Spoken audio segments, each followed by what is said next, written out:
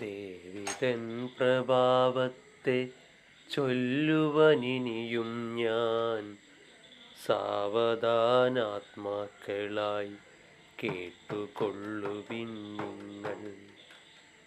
താപസപ്രവരനുമീ വണ്ണമരുൾ ചെയ്തു ഭൂപതി സുരതനും വൈശ്യനും പ്രീതി പൂണ്ടാർ.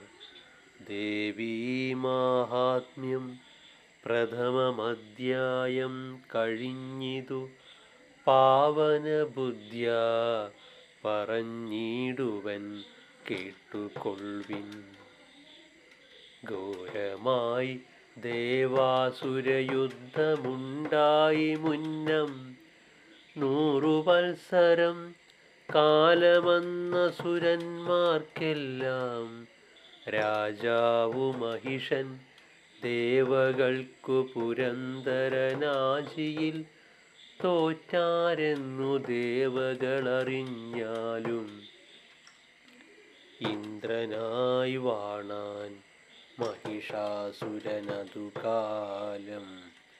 വൃന്ദാരകന്മാർ ചെന്നു വന്നിച്ചു വിരിഞ്ചനെ ദാതാവു തന്നെ മുന്നിട്ടാതിഥേയന്മാർ ചെന്നു ഭൂദേശനാരായണന്മാരെയും വണങ്ങിനാർ. ഒന്നൊഴിയാതെ മഹിഷാസുര വിജേഷ്ടിതം വന്നൊരു ദുഃഖത്തോടുമെപ്പേരുമുണർത്തിച്ചാർ.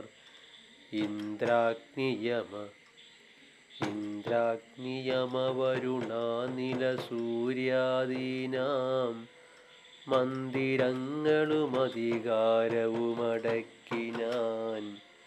സ്വർഗവുമുപേക്ഷിച്ചു മർത്യരായവനിയിൽ ദുഃഖിച്ചു നടക്കുന്നു ഞങ്ങളെന്താവതയ്യോ.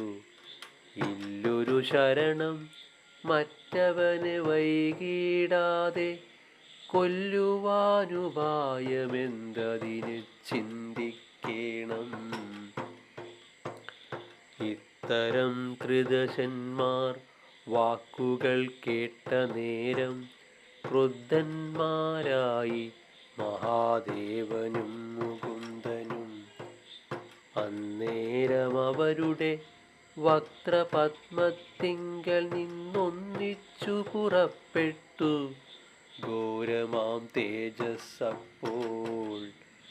അംബോജോത്മവനുടെ വക്ത്രങ്ങൾ തോറും നിന്നു സംഭവിച്ചിതു മഹാതേജോരാശിയുമപ്പോൾ. ഓം ശ്രീ ഗുരുഭ്യോ നമഃ. ഹരി ഓം.